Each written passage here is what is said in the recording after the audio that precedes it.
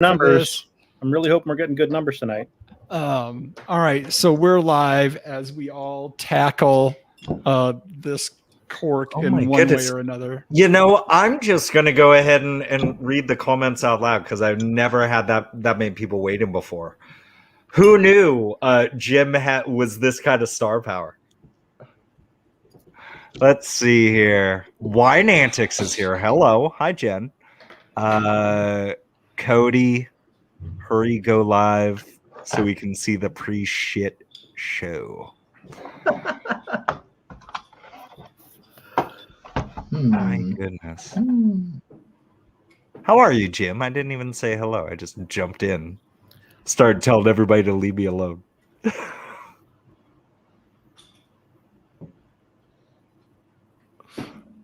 Who's still working on cork? Great to see you. It's good to see you too. You still working on yours too there? Oh, are you using a rabbit? I am. Oh, God. Oh, is that working any better? No. You know, I thought because the screw on that's a little thinner, you know? Yeah. No, I feel you.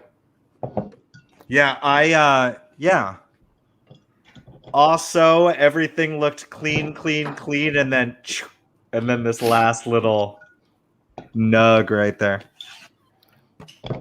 Beautiful, though. This is...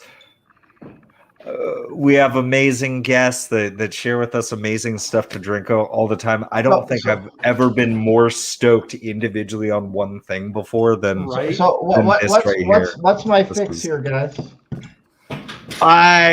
You could give it the old college try and poke it in, and then it may come down to you have to poke it in, and then if you have if you have a sieve or something like that.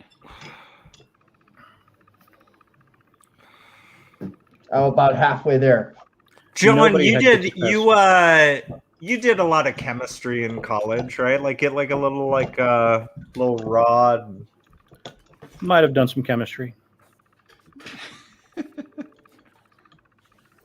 Most of my chemistry I did in college was in the dorm room. Yeah. Better in the lab. Yeah, analyzing terpenes.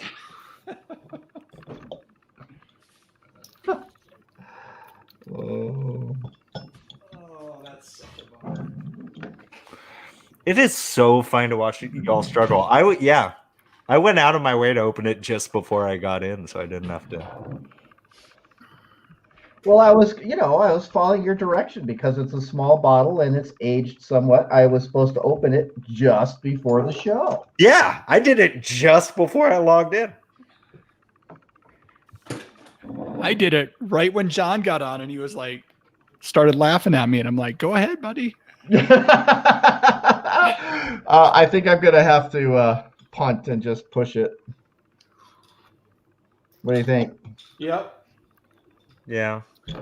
Make life easy. You're going to drink all of it tonight, so you wouldn't necessarily worry that. There's no tomorrow with this one. What? I'm trying to get the cork out of this bottle. It's disintegrating.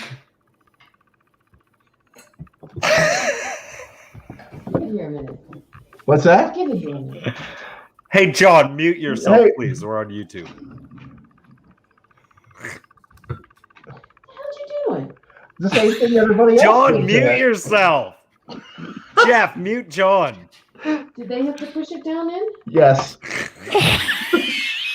Everybody had a 20-year-old cork, so yeah. Everybody have to push it down in. Oh. Famous last words. This is why you show up for the pre-show. And now everybody's like, hey, Sharon. It's 10:32, so I think we're full show. Is that Sharon or Sharon?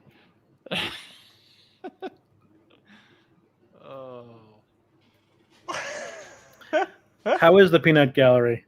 The Peanut Gallery is alive and well. They're and going crazy right now. You should be able to see it if on the right side, change it from private chat to comments. Oh, there we go.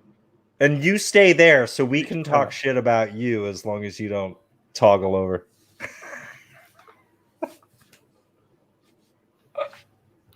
Thanks for coming to play. All right. All right. I don't think I have to explain a whole lot of the show to you. I think Jim gets it. Solomon, you going to give me an intro though? Ah, shit. I was actually looking forward to the explanation. So here's the thing: at the end, we all punch the camera. I've seen it before. That's my favorite pre-show conversation that we have every single time. Let's see here. The look on the guest never disappoints during that part of the explanation. All right, let me get this set up. Cork scaring everybody here. All right, and then add to stream. Get JVB up in the good spot. Oh no. Other mistakes you've made tonight. Oh, Rhett. Oh, Rhett's actually drinking tonight. Jelly Belly's beer, margarita, champagne, and toasted marshmallow. Awesome. Drinking and eating healthy. I see. Hey, Crush Wine Course. Crush Wine Course. Hey, how you doing? First timer. A lot of first timers here for the JVB because JVB is in the house. Awesome people. Thank you for coming. Love supporting these guys. This is a great podcast. Aw. Thanks, Jim. That's why I sent everybody broken corks. You stored these standing up, didn't you? All right, I think we're good. Okay. Jeff, go ahead and give that a little. Oh, I don't want to be on the top. Put John above me. Makes me feel better. Put John on top. Okay. Yeah. I like John on top. There's nothing they can say in the comments section that would gonna come back to bite me in the. If I was on ass that for side, that'd be a hashtag. Yeah. John has the best stream. Yeah, great stream, fellas. Heavy flow, big stream. What's everybody drinking tonight? Come on, put it in your chat. Come on, tell us what you're drinking. Solomon likes the bottom. Yeah. Hashtag John on top. The real question will be how long till John figures out how to unmute himself because I muted him. I missed what he unfortunately because there was the best part is he's not wearing his headphones right now either. I know. So. Can't talk trash about the guy. He's nice. Yeah, that's your job. I'm the guest. Nice Pinot Blanc. And now he's which talking one? to us, but he's muted. This is going fantastic. The show hasn't started yet for people that aren't used to joining us. This isn't what the usual. This show path is going to be just so. Once we start, once we like, hit start. Are you saying that this is the part that's going to be edited out when it goes to YouTube? Yes. No, this part's in YouTube. No, is the this part part that's will coming on always the stay in YouTube. Oh, But I was gonna say some explicit words. So I guess I There's won't. there's only one time that I've had to go back and cut some stuff out of a YouTube episode. oh yeah, that was the time John was on bottom. That was a whole ordeal. Was it a light stream day? It was. And let's get drinking. You're muted, John.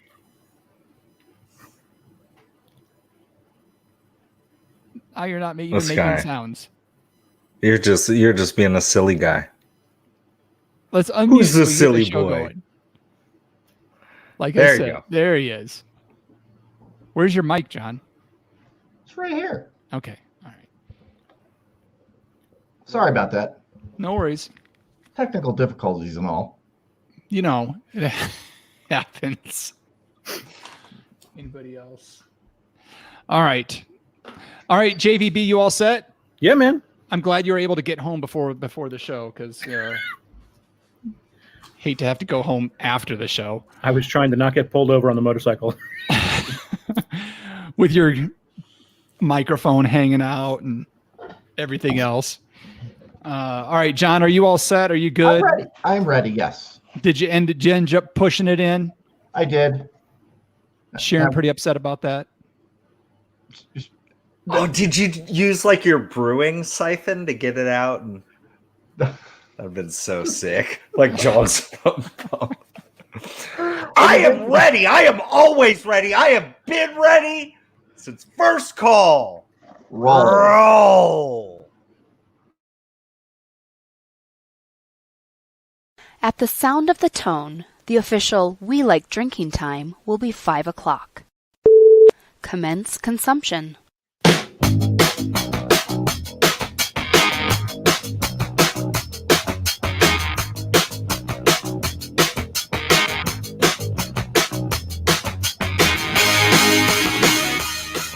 This week on episode 333 of the We Like Drinking podcast, we'll be discussing wine storage, Burgundy, and we're all fist fighting chunks of corks with Jim vanBergen of JBV Uncorked. So crack open that beer, uncork that wine, and let's get drinking.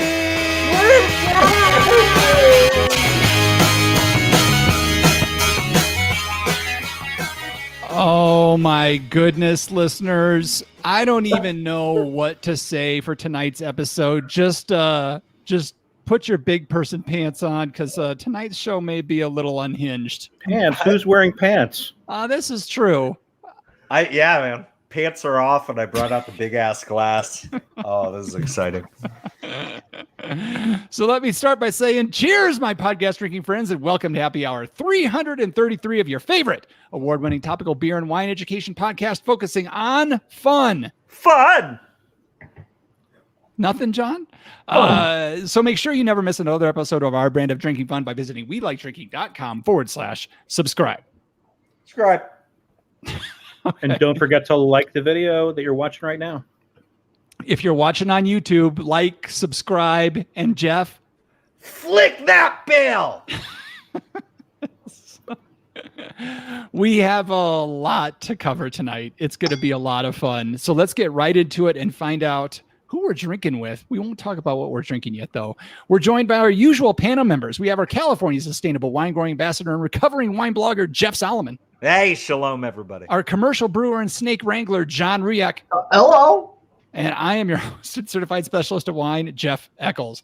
Now, our guest this week has made appearances on multiple episodes of the show by way of the chat during the live show we record each and every week. He is joining us this week to taste a special bottle of wine with us, as well as discuss what goes into building out your own stellar wine cellar. Please help us welcome Jim vanBergen. Welcome to the show, Jim.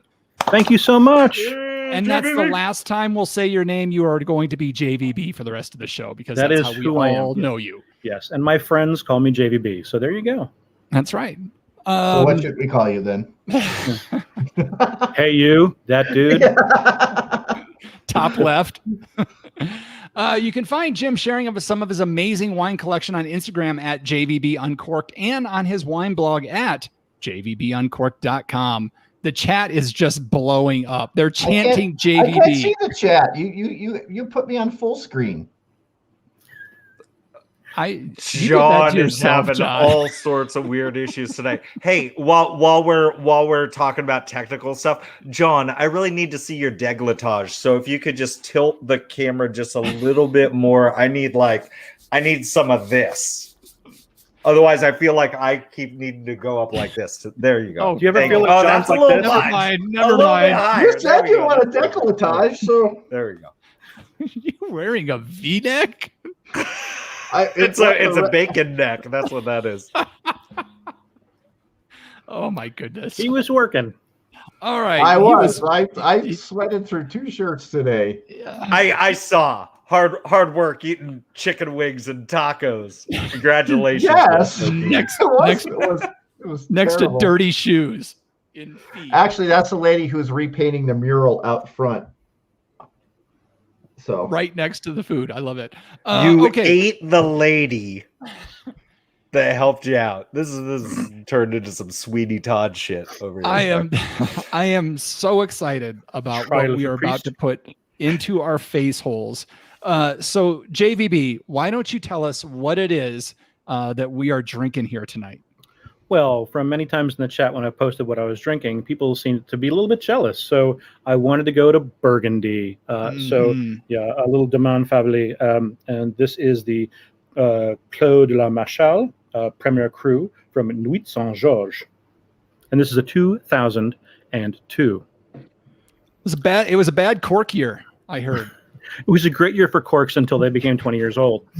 At some point, they were stored upright for a long period of time, because I know that when they got shipped to you, they were lying down. Who knows? The UPS might have put them on upside down. And I know that you guys laid them down properly when they got to you. But at some point, they weren't that way. You know, So- the seal was very good. As a matter of fact, a lot of the cork is still on the side on mine. It was sealed in there pretty tight. A little bit of a soft cork, though. So each of us had our own little difficulties getting the corks out tonight. It happens when you're dealing with wines that are 20 years old, though. That's exactly it. It's something you have to expect. And none of us were successful. I thought I was going to get the whole thing out in one fell swoop, and that was not the case. I was close. I was so close, everybody. I got out like the osso, which is like for those that it's like the fork, right? And I was 3/4 of the way up. I'm like, this is awesome, and then, but I got like this little like coin that I'm gonna wear and cherish for the rest of my life. Well, the pile of sawdust on my desk. I think I built a couple of pieces of furniture. So is there anything special you can tell us about this one? Why was this the one you chose to send to these three knuckleheads? Because I had picked up several bottles of Favelé that were that year. And when I was thinking about what would be fun to share with you guys, I was like, geez, I would want to be like if they all came to New York and sat down at the table and I said, what is your favorite thing to drink? But if I didn't have that choice. It's like, I want to send something to you guys. So I was like, what is one of my favorite things to drink?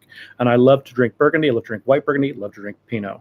And I was like, this is something that is going to demonstrate what aging is about, why it's worth having a cellar, and that waiting for something gives you a really unique and beautiful experience, as well as something that's incredibly frustrating. So that when you get to drink it, you might appreciate it more by the time it actually gets to your lips. I do have to say that apart from a couple of ports that I've had, one that was almost 100 years old when we drank it, this is the oldest wine that I've ever tasted or am going to taste. Well, the Jeffs can't say that. No, we cannot. I will say this is the oldest Burgundy I've ever had. Was that other? Oh, okay. I just want to double check.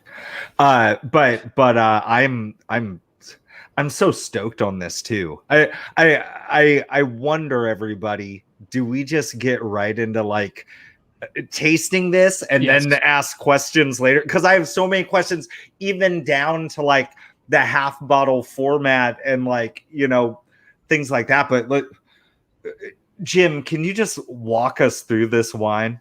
Like, sure. Well, let's talk about the fact that it's Premier Cru, which is one of the reasons why I wanted to send you guys a wine that was Premier Cru. So in Burgundy, the appellation is the region, like the AVA. In Bordeaux, the Premier Cru is the actual chateau. So this is a small plot, right? So that's what allows them to say Premier Cru, and they fight over the small amounts of land. They don't get to change hands very often because they're worth great value in terms of quality, because of the limestone, the clay, the amount of marl that's in the soil. How far the roots have to reach, the amount of struggle and the age of the rootstock. The age of the vines. I love seeing Kristen in the comments. We are dying to know. But so we're coming from an amazing region, and it's a very noble grape that's hard to grow, that it can show tremendous beauty, and that's the example of why aging wine can truly be a tremendous experience. because this is not your normal. The 90% of wines that are purchased day of. That's probably not the right percentage, but something crazy like that, purchased day of at a wine store and consumed in the next 7 days, right? Yeah, absolutely. So this is not that kind of wine. This is something you have to really focus on trying to make happen. So you want to go through the tasting? So let's start. We already did the pour. We did the fight with the cork. We did the pour. So the next thing is to have a nice look at it and see what color we have in the glass. I've got a tiny bit of cloud, and that could be that I don't have bright enough light in my room. But I have a tiny bit of cloud. That's my problem. But the meniscus on this, you can definitely tell that this is a little bit older wine. It's almost getting to that orange kind of color rust as you get to the edge. Mine's kind of pink. I have a little bit more wine in my glass, but I still get a little bit of. Is that just at the edges, John? Yeah, at the very edges. Yeah. Because I have like a deep rose center, not dark enough to be garnet, but definitely a very, very pale edge. There you go. This is just beautiful. I'm having so much fun like looking through it and seeing my fingers on the other side. And it's almost like, some like late 1960s, early 1970s, like artsy type of film, like the intro, like that's what I'm getting. Like I need a go-go dancer behind this wine. And I think that's the filter that I'm looking at right now. There you go. So now that we've had a look, we want to have a nice little smell. We want to check out its aroma. Oh, I've been sniffing it since we started. It's unbelievable. Oh, yeah, and I did the first one with my mouth shut to see what that first reaction is. Then I open my mouth, which is the way you're supposed to actually enjoy the aroma to be able to get the full flavor. Oh, and beyond that fruit, which is really beautiful, dark, some beautiful black fruit in there. A lot of nose of cherries. There's also some herbaceousness. Mm-hmm. There's absolutely like limestone marl in this, and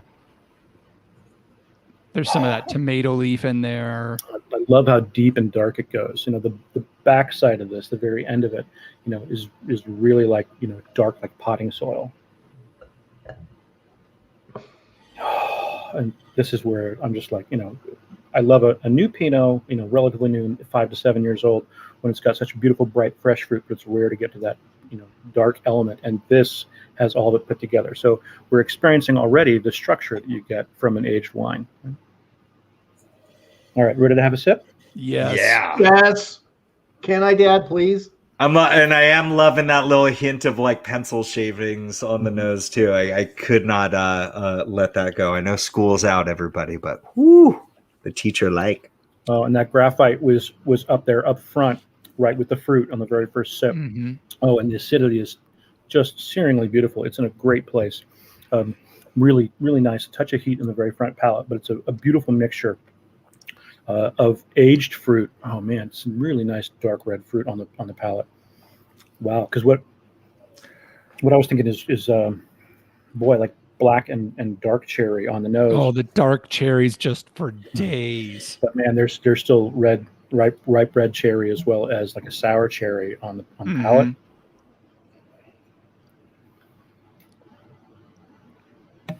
In the mid and the back palate, get the dark flavors.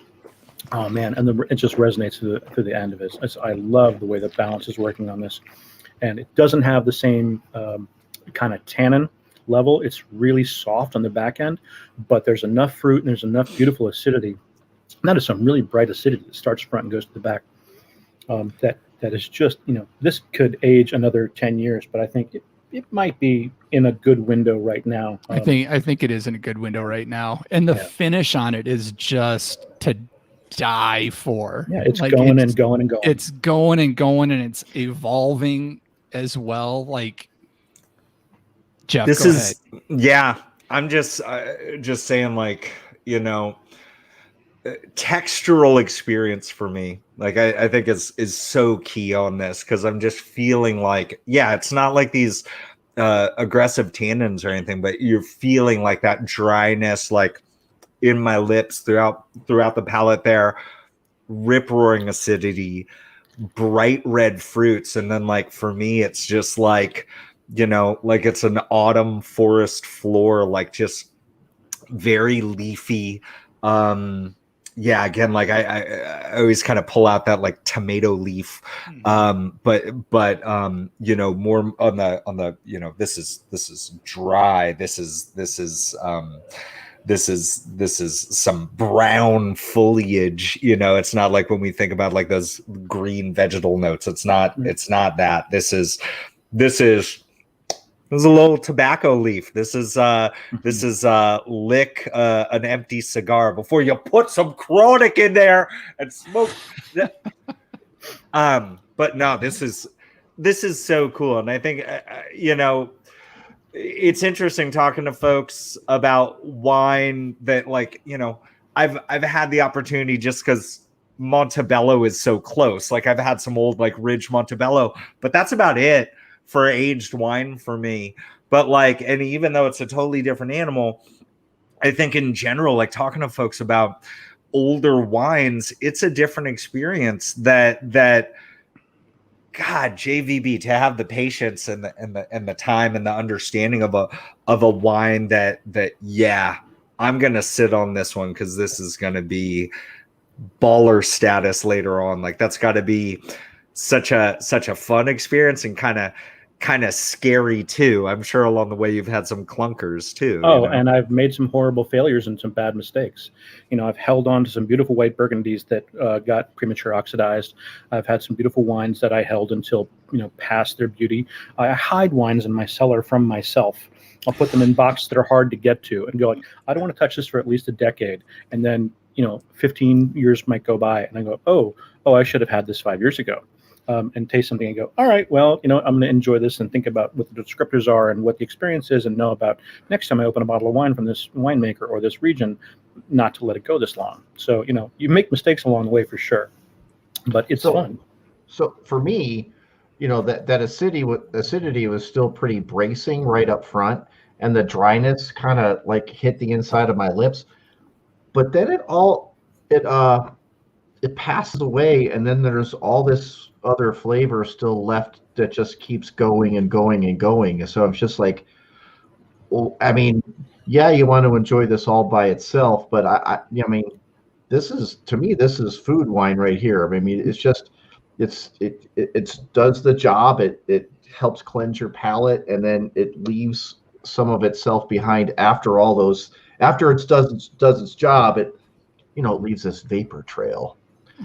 I think it's important to notice or to note for everybody that unlike a Bordeaux or unlike a Cab or a Cab blend that's aged, the tannins on this are so subtle or so slight. Normally that starts kind of in the back palate and moves forward.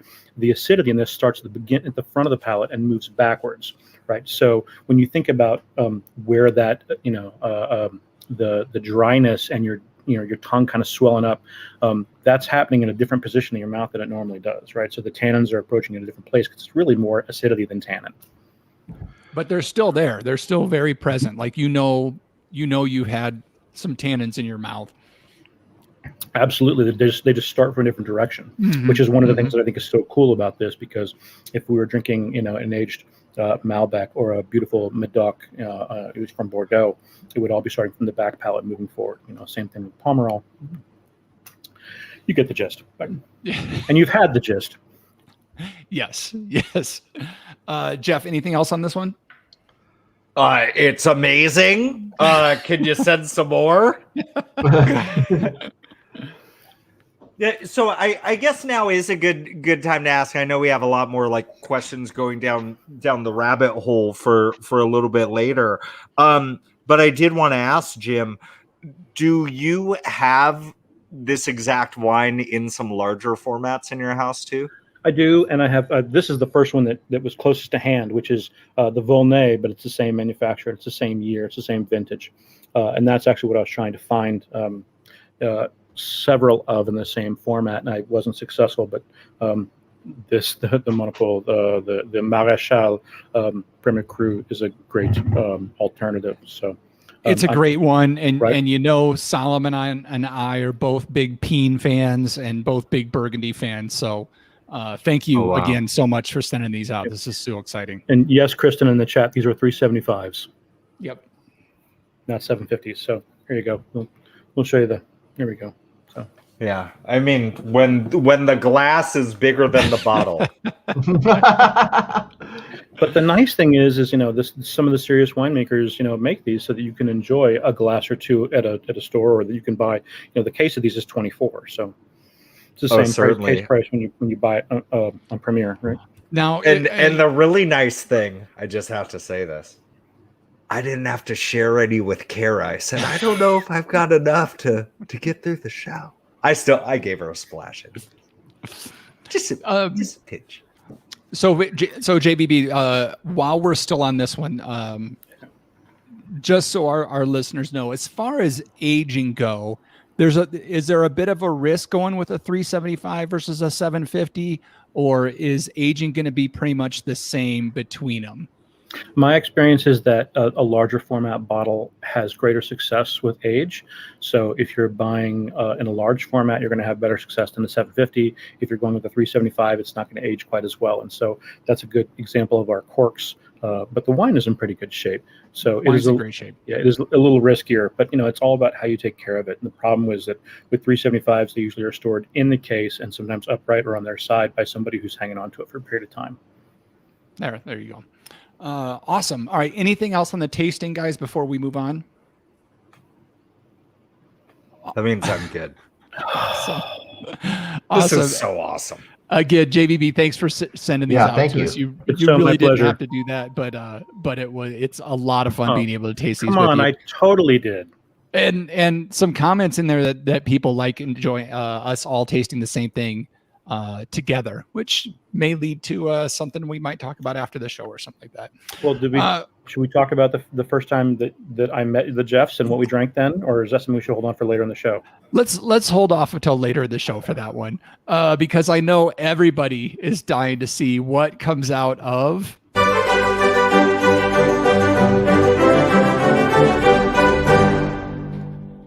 wine, beer, spirit, or pop culture reference. All right, I gotta loosen up for this one. I gotta stretch out. Get ready for this one. I've got two words that I have for potential tonight. Do you guys want the easier term or the harder term? Easy. Jeff says easy. John? Yeah, easy. Okay. Give JVB the hard one and we'll get the easy one. Okay. You know what? We could do that. Sure. Cody says do both. Okay, we'll do both. Hey, then. Lori. Okay. The terms are, first one is tour. The second one is Wanamaker.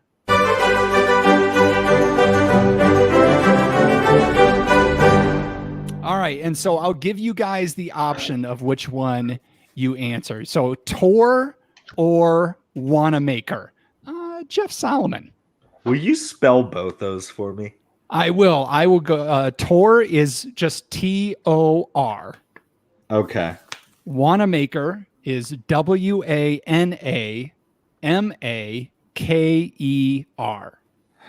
Here's the thing. Wanamaker, I swear I know. And I can't place my finger on exactly where and when and how I know it. Okay, let me add one thing. You get triple points if you tell me how the two go together.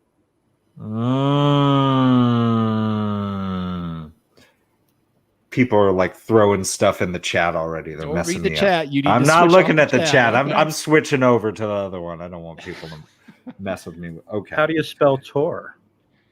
T-O-R. Okay. I got it. Okay. Wanamaker is the name. I like where you're going. Of a person. Okay. Who is a wine retailer. Okay. Phil Wanamaker, I want to say. Phil Wanamaker is he owns like Yeah. Okay. When you're driving into the Napa Valley from the south, like coming up like through Vallejo, shout out to E40. One of the first things you're gonna see before you even like really get to the Napa Valley is you're gonna see like this thing that says like Napa Valley Visitors Center, and it's a place where a bunch of like buses stop there and people get off to like get maps of the Napa Valley, and they, you know, you can taste some wines and they'll give you some coupons for some free tastings. Phil Wanamaker owns that place, and he will give you a map for you to take on your tour of the Napa Valley. All that for that. So it's a wine reference. Okay. Both are a wine reference. Yes. The maker and a tour. Okay. I don't know if John is going to be able to come out of his daze from Jeff Solomon answers. So JVB, you can either take one or both, your choice, tour or Wanamaker. I think that a Wanamaker is a type of basket that's used to collect grapes that you can then use to create like a straw wine or Amarone. I think it's the type of like a woven basket that's used to collect the fruit. So JVB is also saying a wine term, and that Wanamaker is the basket used for collecting grapes. Okay, John Ruyak. So Wanamaker, and I saw in the chat, Wanamaker is the name of like this minor league department store that used to be on the East Coast. It was kind of a Nordstrom's wannabe. And when I was growing up in the Lehigh Valley, which is called the Little Apple because it was like 2 hours away from the Big Apple, everybody went to the mall in high school and hung out outside the Wanamakers. Okay. Tor is another name for a peak or mountain. Is also a publisher of science fiction and fantasy books. So lots of science fiction and fantasy people go through the Tor label of somebody else. How those, you know what? The graduating class of Freedom High School in Bethlehem, Pennsylvania in 1981 reached their peak, their tour, by hanging out outside Wanamaker's at the Lehigh Valley Mall. It's a pop culture reference. Wow. John Riak is saying they're both pop culture reference. All right. Some of the answers in here are fantastic from the chat, by the way. Cody says JVB Tor, T-O-R, his Wanamaker, trying to get the cork out at the beginning. True. Kristen, absolutely true. Kristen, very, very old school, saying a Tor site will get you arrested by the FBI for web piracy. # millennial that use Napster. Very, very good one as well. Lord. Not where I was going with it. So let's start with Wanamaker. I think somebody said it right off the bat. I think it was Brad. Brad got that one right. It is a pop culture reference initially, in that it is the trophy for the PGA Golf Championship. So that is a pop culture reference that was just won recently by Phil Mickelson, not Phil Wanamaker, Jeff Solomon. I'm close, right? Tor is a Cabernet out of the Napa Valley that has a brand called Black Magic. Now, how those two go together is that Phil Mickelson posted a Twitter video this week of him drinking Tor out of his Wanamaker trophy that kind of blew up, I'll put in quotes, the Twitterverse, especially for golf nerds, which I'm not one of, but my wine search hit that. Okay, lefty. He nice dude, but he hits it from the wrong side of the ball, right? He stands on the wrong side of the ball to hit it. And Yes, John. if he really wanted to make a point, he should have won the British Open, where the trophy is called the Claret Jug. Nah, that would have gone over well. But yes, John, you are right. He does everything wrong. You are on the right side of life compared to Phil Mickelson. And he was drinking that bottle because it is one of his wife's favorite. Don't worry, folks. They had 15 cases left when he posted that video. About 10 minutes later, they were all gone. So you can't get any of your own. But both of them, we're going to call them wine terms. Tor and Wanamaker.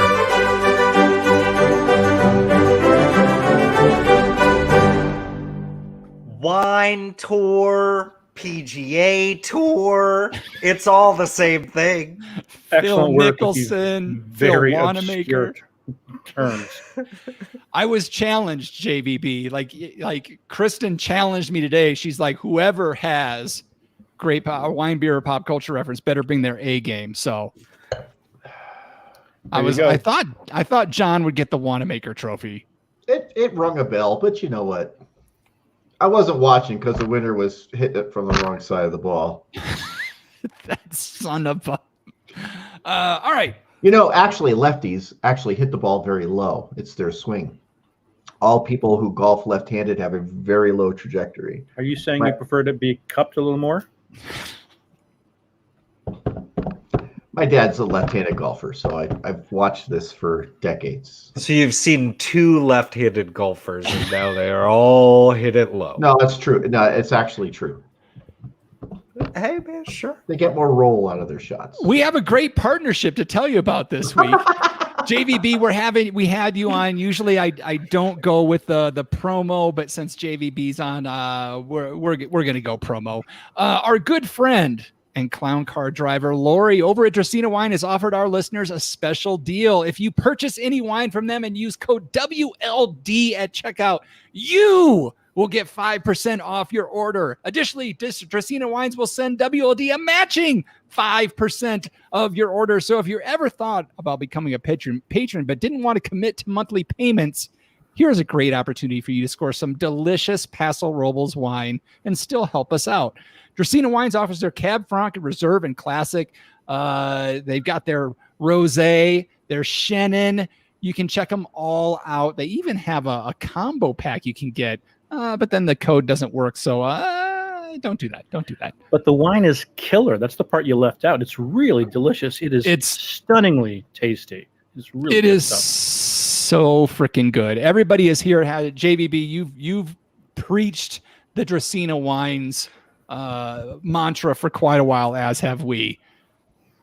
And just Lori's just good, folks. Even if you don't want to help us out, and I get that, I totally get Lori. that. Do Lori's it for great. Lori. The wine is stunning. So, approve all of them. Absolutely. Kristen's saying she tried all three. Kristen, let us know what you thought of all the wines. Killer clown wine, hashtag says Red. I want to know how the Chenin was, Kristen. I haven't tasted it yet. You better get some, JVB, and when you go to order it, use promo code WLD at checkout to save 5% off your order. All right. That's WeLikeDrinking.com/wine. And you could use that to tape the bottom of your boat and not sink. Yes. Brad is recommending it. Lori's recommending it. Surprised. Kristen's recommending it. Everybody is in the chat recommending it. Thank you all to the viewers and listeners that have tried it. We get so many pop-ups of money coming our way for this. It makes us so happy that everybody's getting a chance to try this stuff. But JVB, are you ready for the hot seat? Absolutely. All right. I guess since we're focusing on the cellar part for part of this, so how did you not just get into wine but collecting wine? So I come from 9 generations of bell makers, right? Like the big things in the cathedral, ding dong, right? Quasimodo. Okay. So I come from 9 generations, and my dad's business partner in Nancy, France, Pierre Picard, was a 7th generation winemaker. And we spent a lot of time in Annecy, not too far from the Jura, not too far from Savoie, not too far from Burgundy. And Pierre spent a long time teaching me about wine. And I was too young when he started teaching me to be apathetic. I was being respectful, and I paid attention because I was too young to know to be rude or be apathetic because I wasn't a teenager yet, right? So I paid attention. And then by the time I was 10, 11 years old, it was a big party trick that my parents would hand me the wine list at a restaurant and say, he'll pick. And I would listen to what people were eating, and I would look at the wine list and find a wine that would go with everybody's food. So that was kind of the beginning of me becoming the wine guy and just learning this knowledge. So all the time that I spent with the Picard family, Pierre would tell me about what we were drinking, why we were drinking it, about the regions that we were near. And that was the beginning of my interest in wine. And by having that little foothold, I learned more. So I started learning about what I liked and what I didn't like, which was, things that were different as I had a young palate, and starting to understand, the history and the importance of wine. And so I was a big, old world wine freak, a big Francophile, until I got older and started tasting more wines. Went, oh, this is what you get with other types. And so I increased my wine knowledge. I was always the local wine guy, and people would ask me for my opinion on wines and what wines could I suggest for them. And then as social media came to bear, people asked me to write wine reviews. And eventually I was writing wine reviews on Facebook, and then eventually it was, please write a blog so we have something to refer to. And so I started JVB Uncorked as a wine blog, and on Twitter and Instagram and all that good stuff. And it's been, in the top 100 wine blogs for the last, I don't know how many, 10 years. I've taken off time during the pandemic. If you're looking for recent stuff, I've taken off time during the pandemic, but I will come back when work and the rest of the world comes back. So that's kind of the evolution of the process and my love affair with wine. And kind of, I love being the wine resource. I love sharing my knowledge, and I love sharing wine with other people. That's what I think is so exciting and important about wine, is to be able to share something that you can all enjoy. And it may not be everybody's cup of tea, but, it's a really fun experience to share a bottle of wine with friends. Absolutely. Well, that's like the best. I'm sorry, I just gotta. You know what it is, JVB? It's when you're passionate about something, the conversation just kind of flows, right? And I was thinking about, how generous you are, not just with like sharing knowledge, but like literally sharing beverages. I was thinking about at the skate park, I had a board that a kid was like asking about for a while. And I was like, I'm about to change this board out. Do you want it? Like, because you got to get a fresh deck. And I gave this kid my board because, like, I just wanted him to feel and understand like the difference of that. And dude was glowing, and it was like, but it's my treat. Like, of course I would do that. You know what I mean? And I just think it's so wonderful and like magical being able to like share this thing that you're into. And I just wanted to throw that out, whether we talk about, just me coming up with an empty glass to you at the Wine Bloggers Conference and being like, I would like to try that too. Or this. I just think that's great. Eccles, I'm sorry I cut you off. I have an interesting aside to that, and then I have a question, because we're here for JVB to tell us about collecting and things.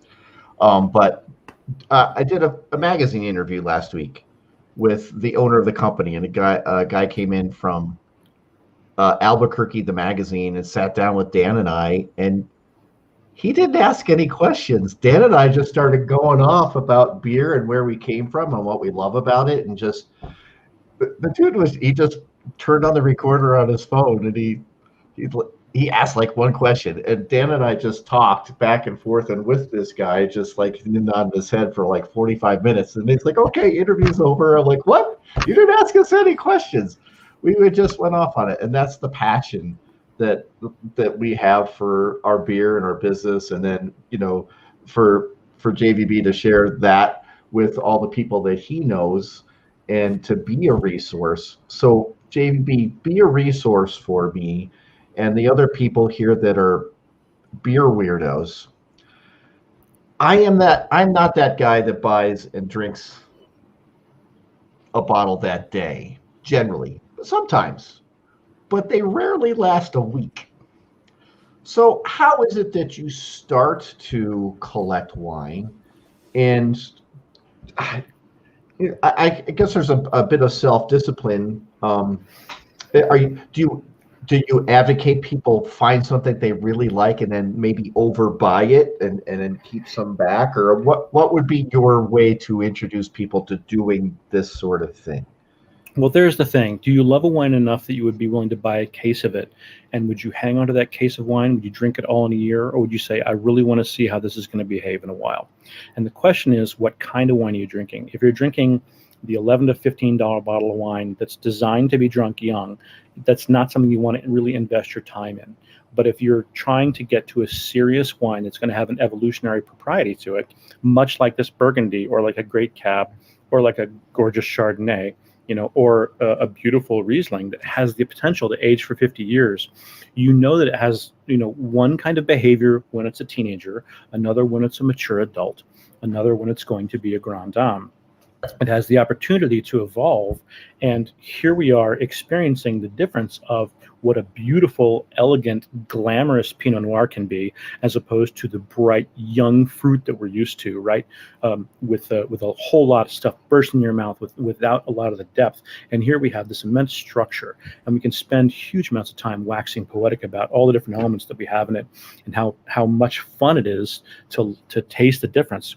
So what I think is super fun is to buy half a case or a case of wine that I know is going to be an experience, and to hold on to it until the first bottle is 3, 4, 5 years old. I try to ignore a wine when it's 6 years old because they often, have a dumb phase. Especially Bordeaux wines may have a dumb phase around year 6 or 7. If I'm smart enough to get to year 6, I'm probably smart enough to wait until it's 9 or 10. So by the time it's 9, I'll have a bottle and go, how is this wine drinking? By the time it's 10, you can have another bottle and go, how is this wine drinking? And then, if you've gone, this is really beautiful, and I tasted this when it was 6 or when it was 5, when it was 10, can I have the strength to wait and see what it's going to be like at 15 or 20? And those are the really fun things. I found a vineyard that was right on the backside property of Chateau Margaux. It's called Chateau Charmant, and it's a beautiful Margaux. It's not a cru, even though it's in the right location because it's somebody else's property. But it's the backside of Chateau Margaux. So I found an importer who would get a case in for me, and I would buy, a couple of bottles at a time. He would buy it by the case. I'd buy a few bottles. I said, I'll buy the whole case, but not all at once, because my wife will get angry at me. Too much wine in the house. This is a problem we should all have, right? Between the submissions that get sent, whether I ask for them or not, and the wine that I'm trying to collect. But trying not to bring too much in the house. But that's something that I've been able to bring in and keep, and be able to go, oh, not only do I like this wine, but I can keep it, and not only can I do that, but I can make a vertical. So I have a case in my cellar, which is a vertical of this wine, as well as multiples of some years, to be able to go, oh, this was really awesome in 03, really beautiful in 05. I couldn't get any of the 6 anymore, or I drank it all. And I have some 9, I have some 10. And I have a couple of bottles of the 8, but it's like at some point when I have a tasting, Laura, you're invited, everybody, you're invited. We'll go through the vertical and see what kind of shape those bottles are in. And, it's a super fun thing to go through. So it's something you've got to be super passionate about, because it takes patience, it takes storage, and you have to have proper storage. You can't have a place where your wine is going to swing 20 and 25 degrees between winter and summer. You're going to kill it. So it's got to be able to survive. If you are used to putting your wine in a closet next to the refrigerator or on top of the fridge, in August, it's not going to be doing so well. So, that's an instance in which you say, I shouldn't be trying to cellar wine. I shouldn't be trying to collect and look at the future. But it's kind of, I don't want to say it's an old man's game, but it's definitely the long game to say, what can I do with this over the long term? So to that effect, I live in Albuquerque. And I bet you there aren't 5% of the houses in this town have a basement. Do you feel it's okay to store wine and age it in climate-controlled refrigerators that hold 50, 60, 75 bottles? And I guess I could build a cadre of wine refrigerators to. So you're nodding your head. You think that's okay? Absolutely. Is there a critical mass of amounts of bottles that you think is important to have, that gets people over the hump and says, okay, I've got this many of them. I have that. I had one. And I had 2. I had the second bottle a couple of months later. Do you see a pattern? Do you talk to other people? And what does that stepping into this look like? Well, it depends on what region you're talking about. But as soon as you talk to people who are serious about cellaring, they will be talking about what's that going to be like in 5 years and 10 years. So they're looking long game. So as soon as you're talking about a serious wine or the potential to hold on to wine, so anybody who's really cellaring wine and not just holding it for the short term. But yes, any kind of decent refrigeration or storage is valuable. And I will say, even storing things cold, even if you have a second refrigerator in your basement or in your garage, and it's always at like 45 degrees, you could say, okay, Burns Wine in Florida, Tampa, Florida, they do cold storage, and they over chill their wines so that they will age slowly, and you can drink your birth year no matter who you are. They have a huge library, 1 million+ bottles of wine. Not all of it's on site, but they have a massive storage facility. And so I was talking to their somms and their wine team about, how is it you're able to keep these wines and keep them in decent shape? Is they slightly over chill. So, I try to keep my wines between 59 and 69 degrees. That's my perfect place, because that's a great drinking temperature. I can chill my whites down a little more. I can bring the reds up, and they're nice and cool, and they'll warm up a tiny bit once they open in 10-15 minutes. And they're perfect for storage. You keep at that temperature. For my cellar, that's what I keep them at that temperature. That's all. That's pretty easy on the electric bill too. If it's 59 to 69, if you've got a 75 bottle refrigerator, keeping it at 59 degrees means it's not going to be on constantly. Right. But my perfect world would be keeping everything at 61 degrees or 60 degrees, like all year round. Between 55 and 60 would be my perfect world. But I have a natural cellar, and I also have storage that's in my basement, which is not ideal storage. So I work really hard to try and keep that going. So gotcha. I customize some air conditioning during the warmer months to make sure that things are down there. And Stubbs going, no comment on the high end of your temperature range. Yeah, if it's not getting into the 80s, it's not so bad. The first time I saw people storing their wine after bottling in the sun in California, I just was mind blown. So I just got to ask, because we were talking about storage, and I know, John likes to joke about his NFTs, but the nice thing about wine is it's like an NFT that you can drink at the end. But here's what I was thinking, like, JVB, do you own any bottles like in the cloud? Like, do you have stuff that you've already paid for that they'll deliver on demand? Have you ever done anything like that? Mm-hmm. Yes, I used to have offsite wine storage. I don't currently do that, but I do have wines that have been purchased that are being held. And you can have vendors do that. You can have collecting groups do that. There's a lot of different people who are in the business who are happy to do that for you. And there are some people like Garagiste where you only get deliveries once or twice a year, and they can hold on to some number of bottles for you. Some other folks that I deal with don't want to do that, but it just depends. And I have a bunch of different vendors that I source wine from, and they all know me. And if you're buying a significant amount of wine from them, they will work with you. And so if you're like, hey, I'm going to call you when I want this to show up, and it's within a week or 2 week window, that works.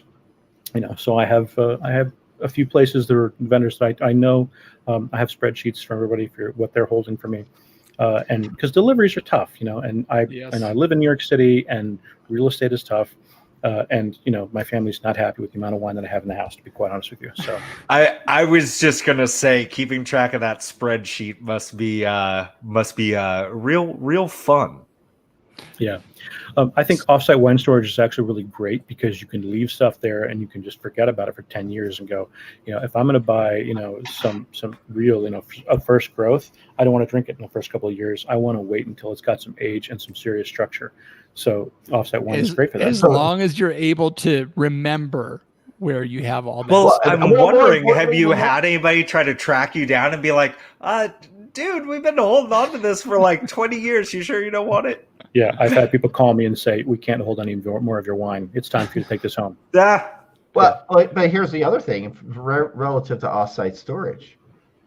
Do you buy insurance on that, or do they insure you against any problems with temperature and things of that nature? You pay a monthly fee per case, and they insure you. But you can also buy. I mean, if you're collecting to make money as opposed to drink it, you should have insurance on it.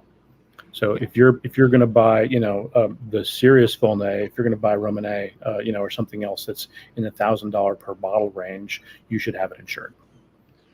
So JVB, quick question. How many wines do you have in your cellar? And when I say your cellar, I'm going to say on-site, off-site, in the cloud, buried, sunken, all combined.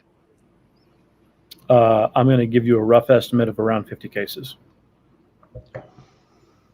Nice. So when you're looking at your list, I'm sure there's wines that you have earmarked for something or other. This is for this event. This is for this event. Do you have any wines in your collection that you know you will never drink? Yes. I have a bottle of a beautiful aged white wine that was premature oxidized that I bought 6 bottles of for Thanksgiving one year, and they were all horrible. And so I bought them at auction. I overpaid for them because I wanted to share them with my family and share this really beautiful aged white wine that I'd had a bottle of and had a great experience. But all these had seen temperature at some point, so they had turned. And I dumped 5 of them down the drain, and I kept one in my cellar, and it has a big note hanging from its neck saying, "Just remember." And it's the reminder for me not to screw up that kind of money in a situation like that again, and to be very careful about how I invest and what I'm trying to buy for and who I'm trying to share wine with. It was a big mistake that I made, and I learned from it. And it's just one of those things where, yep, I will never drink this bottle of wine. If I taste it, it will taste like ass. So, I remember sitting there opening up a bottle on Thanksgiving Day after getting back from work because I mixed the Macy's parade, right? And so getting home and being really tired and opening this bottle of wine and being like, oh, this is bad, and thinking, I have 6 bottles of this. And what did I pay for? Oh, this is bad. Oh. And then going, okay, got a punt, time to make that change. Yeah. So that leads obviously to the next question. If folks are out there and they're looking to start cellaring, or they may already are cellaring, what are some things that you should be on the lookout for, pros and cons from a cellar or anything else, to know if you're getting a quality, not just wine, but a quality held onto wine? Well, it's important to know what you really like and what you're going to want to try and drink when it's mature, right? So, like, if you are just starting, I wouldn't say you want to plan on holding a wine for 20 years.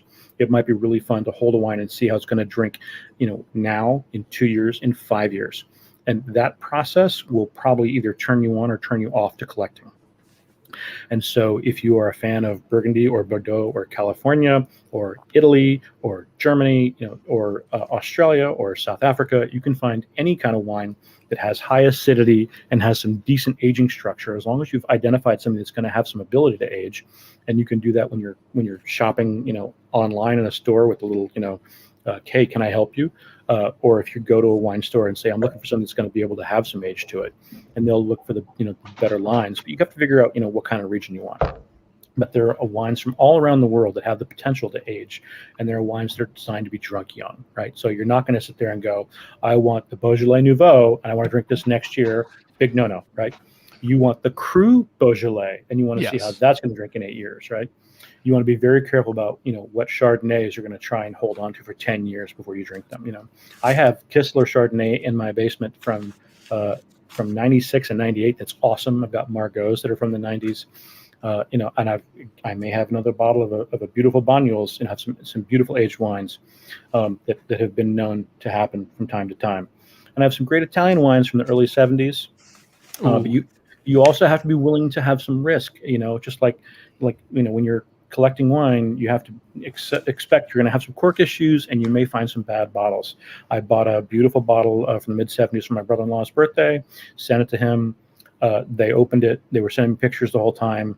Color was terrible. It was absolutely corked. It was in horrible shape. It was a beautiful Barolo. Should have been in great shape. It was from a reputable source. So it's just, sometimes you're going to take it on the chin. It's like any kind of time you get in the ring, you got to be expected you're going to get knocked down once in a while. So I just got no JVB, and this is just me, being skeptical. What is the oldest Beaujolais Nouveau you've ever had? Okay, I tasted one that was 6 years old, and it tasted worse than the worst possible wine vinegar you could have. And I Well, spat there it out. you go. Yeah, so yeah. But I recently had a 12-year-old Cru Beaujolais that was stunning. The Gamay was in great shape. That's so cool. Yeah, Like so just kind of knowing that difference, and I think those are the conversations that I want us to have in the wine world, right? Because we've got the general knowledge. We all know that we shouldn't be drinking old Beaujolais Nouveau, and yet here's somebody who did the dirt so we don't have to. I really appreciate that, Jim. Well, that's the thing. And I get a lot of people who say, hey, I want to drink this, or this is the wine I really love. Should I buy something that would be special? And so it's easy to go, hey, if you're really into big Zins, I can recommend some really beautiful Zins that will age gorgeously. If you're into big cabs, that's easy to recommend. If you're into white wines, it's not hard to recommend and go, these are wines that will age well, but you have to also be aware of their window of drinkability. And you have to be respectful of that. Because when you come back to your Excel spreadsheet and go, oh, I passed that window 3 years ago, I got to drink this now, and it might be salad dressing. That's when you take on the chin sometimes, and it's my own fault. That is a tasty salad, though. It can be. I did buy a bottle of Sauterne ages ago. These guys know the story, and I kept it for about 7 or 8 years, and it was starting to just get that caramel colorization to it. And we're getting to move from Maryland out to Colorado, and it broke. Oh, Yeah, it broke onto the dining room floor. Maybe that's why I don't collect wine, because of that. It was just like I put all that effort into waiting for that, and then yeah. So JVB, walk me through your process when you're getting ready, and I'm talking about drinking here. I could ask you what you look for in a wine to cellar, but okay, you're gonna go open up a bottle. Do you go to the spreadsheet? Do you go down to cellar and just roam through with your hands behind your back, just walking through? Like, what's your process for? I guess not just selecting a bottle to open, but also knowing like what you have and keeping that in mind when you're looking for what to open. Well, the spreadsheet's really good when you want to be able to look at every single bottle that you have. But most of the time, I'm trying to decide, am I going to drink something that I want to be able to review? Is it something that I'm responsible for? Or is it something for pleasure? And if it's for pleasure, then it's all about me. And I've got boxes that are just all about my pleasure drinking. And then I've got sections of my storage, which are about wines I'm holding for friends. I've got a whole section, like I'm planning on doing a world Pinot tasting, right, with a bunch of onophiles, a bunch of wine folks. Just like what Lori was talking about, the Open That Bottle night, the last big tasting that I had before the pandemic. We had an amazing time. But so I'm looking to do this world Pinot tasting. So I've got 2 cases of Pinot that's stashed in this one area. That's a storage area where I keep a bunch of my Jura wines, and I have a set of Rieslings that I'm trying to keep there and not get drunk. So I have places where I stash wines away from myself, and then I have wines that I keep that are going to be like short-term storage. Then I have long-term storage and long-term cellaring. So trying to think about what I'm doing. So the first question is am I going to drink something that's going to be a review wine that was a submission wine that I've got to be responsible for, or is it just for fun? And I know exactly where those are stored. They're in 2 different places. I keep submission wines in 2 locations. One is in short-term storage and one is in medium long-term storage, but it's like close and up front, right? So I can look at things and know what I'm getting and where they came from, so I can be responsible for who's going to get the review and the information when it comes out. And if it's just for me, or that's pretty easy, because I'll go, what am I eating? It's all about the pairing at that point. Or if it's not about food, what am I going to enjoy? What mood am I in? And I know exactly where I'm going, and I'll go look through a couple of boxes and go, I've got things stacked here, and what year do I want? There's something that's going to be gorgeous. It'll be super fun. Now, the problem is when I have somebody who is a serious wine lover and I think about what will pair well with the food and what will they really enjoy, or what is it that they're into that they would really dig, and that's when I want to go, okay, so would they like an old wine? Would they like a weird wine? Would they like a unicorn wine? Would they like something they've never had before? Because I love to stretch people's imaginations and their palate for what they're used to and try something new. It's one of the most important things I try to do for my readers and my followers, is to try and get them to taste things outside of their comfort range, because it's when you do that that can be really exciting. The first time that I tasted a vanBergen wine, it blew my mind. I was like, this tastes like sherry. Why has this been aged this way? How old is this wine? What is this winemaker doing? It's really old world. And you can find that in all kinds of regions, for the people who were making wine thousands of years ago, in ceramic vessels, it's crazy to think about the ways that people have made wine over the thousands of years and the way people are still making it. Some of it's all scientific, and some of it are people who are going, I really love what my grandparents are doing. This is how I learned it. This is how I'm still making it. And so you can taste all those differences, and you can go, hey, no SO2, all natural. This guy is all about the chemistry, and how does that wine, compare? And this one, you really taste where it's from. The huge difference of when you taste where a wine's from versus if you have a corporate wine that's all supposed to taste the same, where every year should still taste similar to what the last year's tasted like, and they're really doing a different kind of blending. So it's trying to figure that out. So when a wine lover comes over to my house, that's when it's really a challenge. And that's when I will spend an hour staring, going, what do I have here? The last time I reorganized the shelf, what is in here? And I'll be picking things out and going, there'll be a pile, like 40, 50 bottles of wine on the floor. And I'm trying to go, what did I hide in the back corner? Because there were times in which I would put everything in by case, and I would, go either by number or letter and case and how many slots, and know exactly where those wines are. These days I do neck holders, and I've got different shelves, and I've got other cases. So some stuff I make hard for myself to get to, and then I've got stuff that's like, this is the really cool stuff I want to drink in the next year or two. And there's stuff I want to drink in the next month or two. And there's stuff that I just don't know quite where to store, or doesn't match some of the other things. Like I go, okay, these wines are really cool, but they're California, they're not Germany, so they won't go with these. They won't go over here. So I'll put them in this box and leave it in this corner, and I know where they are. So as long as I know where things are, it's cool, right? It's trying to figure out where do you get to, so I can, grab something quickly. And I've got a couple of really cool wines in some up front and close spaces, so that if I get too much submission wine, it's still fast. If I can go, if I really want to have one of the 71 wines from Italy, I know that I've got a Barolo, a Barbera, and a Nebbiolo close at hand. And wine Jenga. I just got to know, Jim, have you ever had this scenario where like somebody's coming over, just they're into wine, and I just envision you spending that hour or so like, gosh, which way am I going to play? And you like pull out this bottle and you're like super stoked on it. And, you're kind of, massaging that cork out, because, that it's going to be a little difficult, but you got it, and you decant it just right. You bring it up and you serve it to your guests. Have you ever had it where they said, fuck you, Jim, this is the worst thing I've ever had, then they storm out and they're just pissed off at you? I haven't had that happen, but I've had something close to it, where I opened a Rioja a Rioja Blanca that was aged, that was not showing well, and it didn't show well for 2 days after I'd opened it.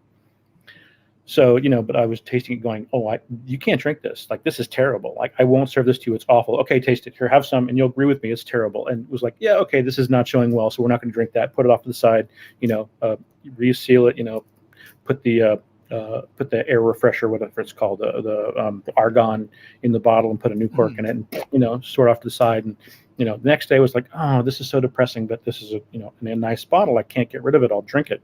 It's just not showing well. And then the day after was like, oh, this show's great. Oh, I'm going to drink this tonight. This is awesome.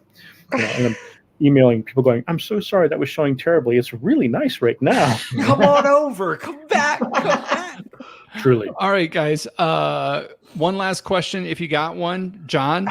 No, I'm just blown away by the knowledge here. No, I've asked all my questions. I'm good.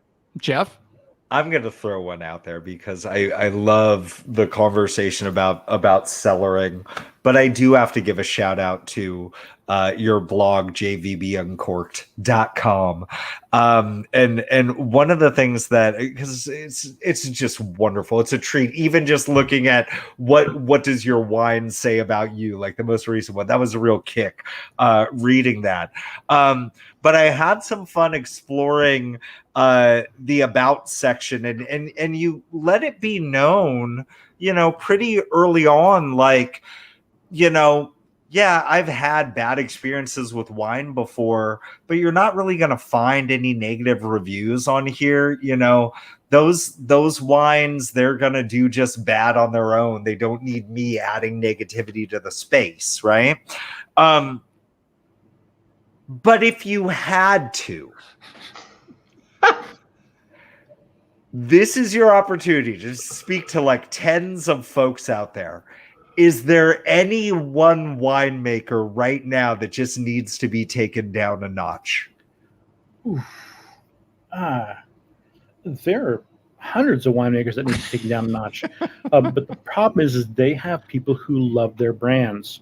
So it may not be my brand. And when I taste a wine to review, I'm trying to think about who's going to love it. And I want to make sure that I'm talking to those people when I review the wine. That's the important thing to know, is to know your audience. And that's part of a som's job, is what's somebody going to really love. Like if you're a beer person, you're like, I don't want to drink wine. Like, but okay, but what beer do you want? If you're going to want a stout, I'm not going to serve you an IPA.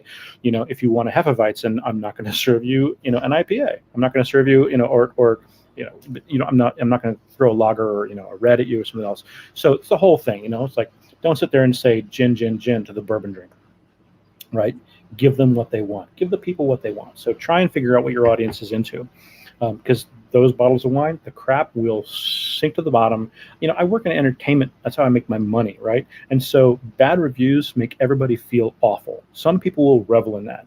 I don't think people will revel in bad reviews of wine. I don't need to be a part of it. I don't want negativity to be a part of that. I have enough negativity other parts of my life, right? Let's focus on the good things. And part of what I love about sharing wine is the positivity. And when people find something they love or they really enjoy, or a special wine, they can go, this is an awesome thing. I want to have it on my birthday or my anniversary or next time I get together with friends, right? That's why you have a 62 Banyuls in the cellar, so that you can open it up and share it with people, right? Right, exactly. So when somebody walks up to you with a glass and Coke, can I taste that wine? I go, yeah, who are you? We haven't met before. And then I get to meet awesome Jeffs. Speaking of 62 Banyul, you've brought it up several times. Why do you keep bringing up the 62 Banyul? That was a really special night. And I think that, only part of it was the fact that it was, being able to share that bottle. But I met a bunch of people. We had a great time. And it was a rare thing to have happen. And I wish more people would do it. Sharing things that are rare and fun and sharing joy. I mean, I think I made more friends from like the Wine Bloggers Conference or situations like that, the Tech Som, where we get a chance to drink together and just really appreciate the beauty in something.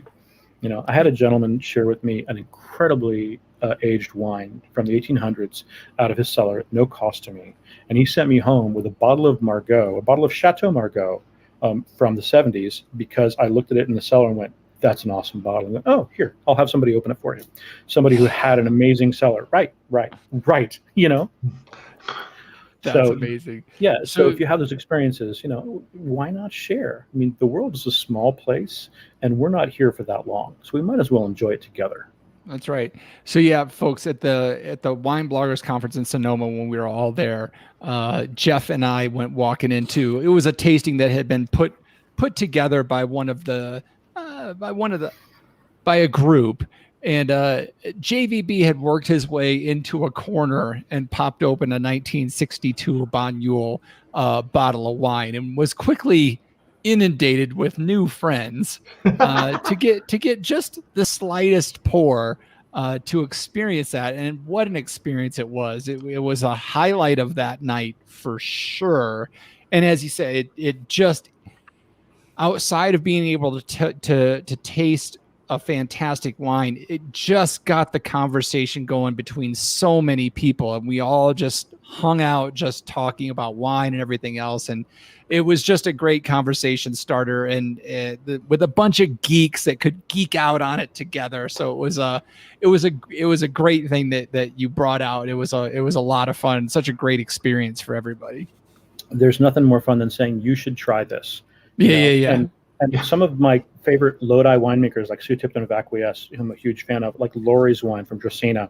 I love being able to take those bottles of wine and go, you should taste this. Female winemaker, amazing wine, brilliantly put together. You will never regret tasting this. And people are like, oh my God. And they'll put it in their glass and be like, oh, this is really awesome. Where do I find it? And you're like, okay, here you go. My neighbors are like getting ready to join some clubs from stuff that I've poured in the backyard, cookouts. It's crazy.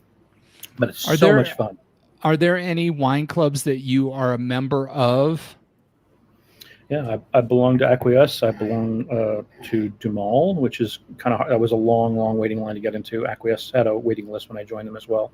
There are a couple that I have joined that I have since stopped. I do have a problem with storage, as you know. So I'm all about minimal amounts of wine coming in, because there's just too much.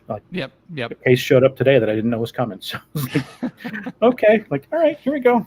So and my last question, what's the weirdest bottle you've got in your cellar?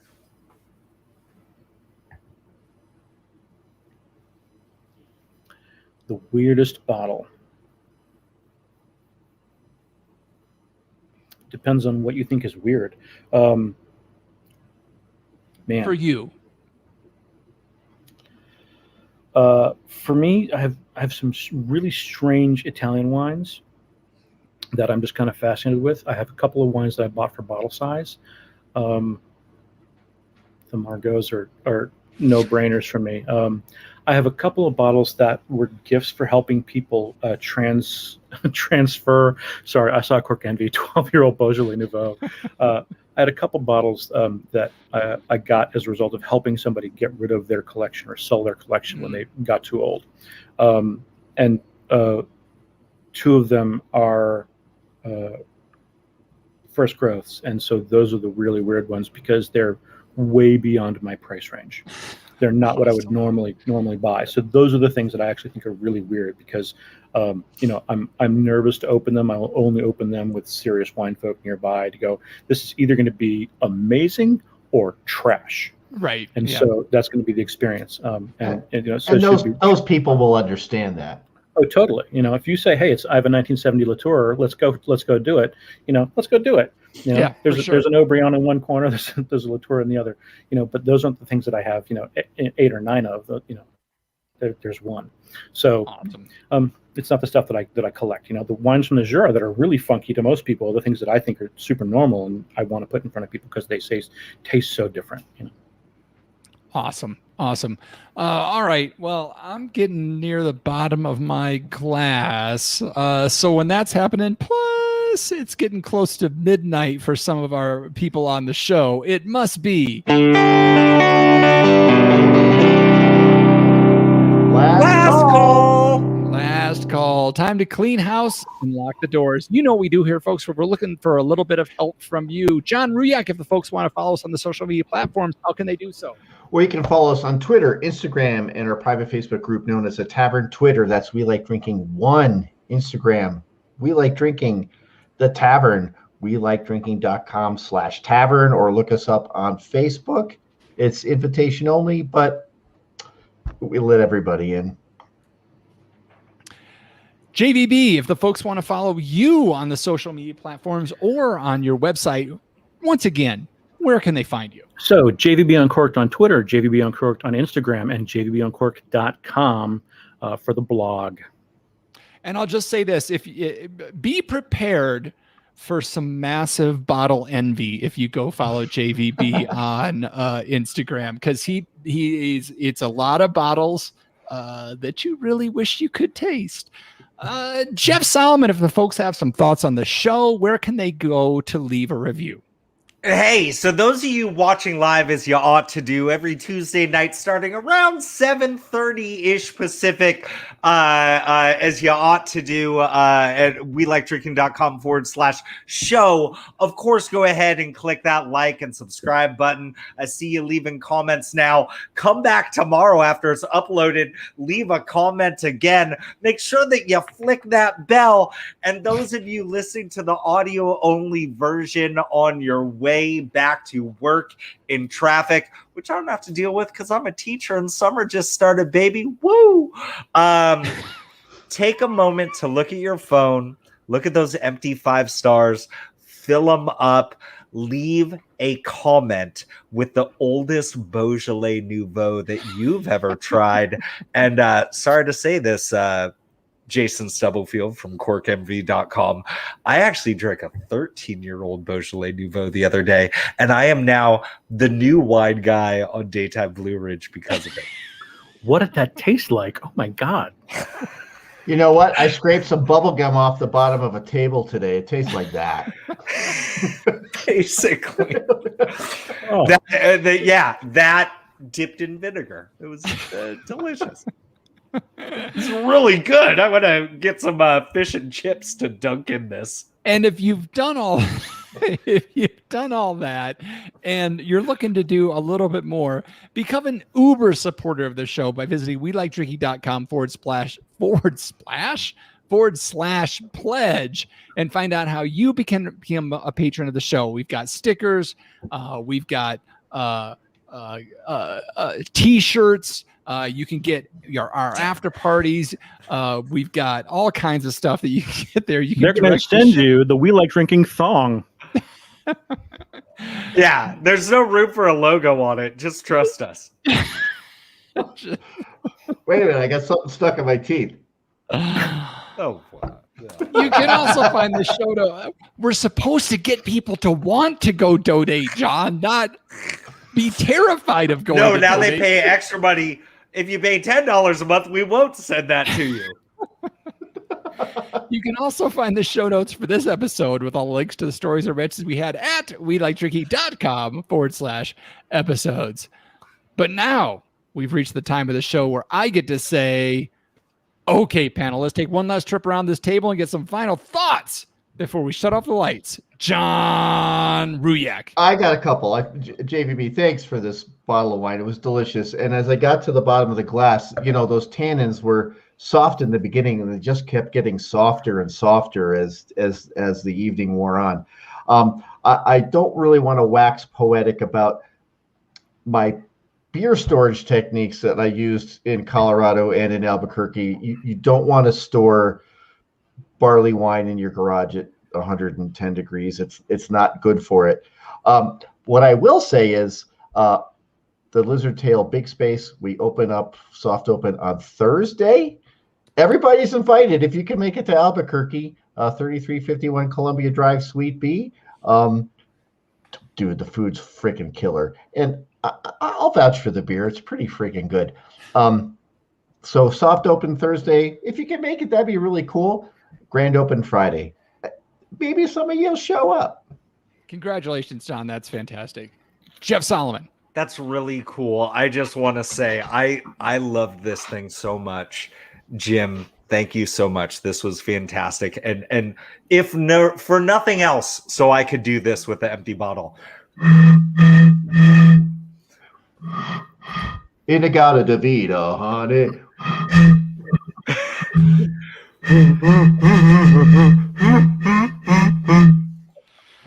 The professionalism as we wind out of shows just continues to amaze me. JVB, any final thoughts before we let you get out of here? I wanted to support you guys for so long, but I didn't want to do it with a $5 pledge. So this was my way to support you and to say I'm a huge fan of the show. I love what you guys do on a weekly basis. And I want everybody to take this opportunity to say, enjoy an older wine. You can pick them up at different stores where they carry them, so they're not that hard to find. And just like where this wine is 90 minutes after opening, the depth of nose and the different change in the palate is just beautiful right now. So for those of us who are enjoying the tasting notes as opposed to the tasting, it's really even better now, I think. It's just It's- stunning right now. It's a completely different wine. There's like from- some caramel on the nose, everybody. Like this is, oh wow. It's a completely different wine from where we started. It's Yeah. it's Wow. shocking how different it is. Way different. So JVB, again, man, thank you so much for sending this stuff out to us. Thank you for joining us as often as you can. I know we get started late in your neck of the United States, so we appreciate your liveliness in the chat. We appreciate everything you've done for us, everything you continue to do for us. It's been fantastic to have you on the show, and thank you so much for taking time to join us. What you do is hard work, and we all really appreciate it. So cheers to you. And with that, I'll say thanks again for joining us at the We Like Drinking podcast. Where you never go. What's with the knuckle waggle there, John? My A little dog's barking downstairs. Oh, whatever. Disturbing. Holy crap. Thank you, everybody, for joining up to watch. Stub, good seeing you. Everybody joined in. Everybody in the chat, just leave just put a number 1 in the chat right now. I just want to see all your beautiful avatars. Lori, Thanks, good to MB. see you. Crush Course Wine. Thank you so much for joining us for the first CC time. Hope to see you back Dub. sometime. Mary Beth is awesome. Thanks so much. Oh, everybody. Kristen, Rhett, Jason, Cody. Oh, Woohoo! yeah. They're still there. Thanks for sticking in for the long haul. Dude, y'all are the best. God damn it. Brad. What? Avs You didn't and What? Vegas are tied in overtime. God, fucking Vegas. You know what's great about the San Francisco Giants this year? Like they're kicking ass, and I could maybe name 3 players on the team right now. And You know, one of Jeff them is Solomon- like Carl Yastrzemski's grandnephew. He's doing great. So real quick, viewers, people that are watching, God damn it, Cody, are you serious? 10 seconds. I'm 10 seconds into overtime. Vegas always wins. Fuck. God damn it. House I'm not even rules. gonna look. House rules. I'm not even gonna look. Folks that are viewing online. So we had Chris on last week. Shipping beer, ships to 30 states. When we got off the show with him, we started talking about possibly having the ability for people to order beer that we would taste on the show. So for like a beer episode, I just see that. God, fuck off, Vegas. Fuck. So let me know if you would be interested, if we could set up something so that you guys could order beer. Probably a couple weeks. We'd actually have to plan something out. We'd have to be professionals for a minute. But if you guys could order, and right now it's just the beer side, but if you could order beer ahead of time, would you be interested in doing that? I think if we can get a handful of people that would be interested in, we're going to give it a shot with If we could get halftime even coverage. just 4 or 5 people, that would be pretty good. Even Rhett, even though we said, something about Can't go to IPAs. Canada. You can't go to Canada. Oh, well, then screw Rhett anyway. 'cause he Rhett's doesn't got like friends in low IPAs. places. I'm sure he can figure it out. Rhett's got friends in low places. Just say no to IPA. Come Make it on. happen. Come on, dude. If for nothing else, just so we can have a landing page on somebody else's website. I think that's cool. as picked by Jeff Solomon. Who's that? Exactly. Solomon, I should have compared collecting old wine to watching sports players as they get older and as they mature. I love that. I love that a lot, especially because it's like you're looking at prospects like coming out of college and like, you've got their combine numbers and you're like, historically, this wide receiver's running a sub 4.3 and he's got the size adjusted agility. but then he ends up as the 5th receiver in Tampa Bay, and you're not going to get anything for it. I get it. I like that. But that dude still has a Super Bowl ring. Yeah. Or 5. So yeah, that's the gold medal sticker you get on the neck. All right, viewers, thank you guys so much. Just teasing you, Rhett. Love you, dude. What do we have? Do we have anybody next week? Yeah, the book guy from New Orleans. Is that it is. It is. And Solomon may not be there. That's right. Because he's a jerk. So yeah. I am. I might have to join via iPhone for a second or two. So from Solvang. Next week we'll be talking about this cocktail dive bar, real drinks, fake history, and questionable advice. A new drink cocktail book that came out. That's pretty funny, pretty interesting. That's awesome. They sent Jeff one for free, and he's not even going to show up to the show. That's how professional he is. Hey, man. Kristen, I can't take Jeff's place. Nobody can be a Solomon like Solomon. That's true. Right. So viewers, thank you all so much for joining tonight, and we will see you next week. Hold on, JP. Love you guys. So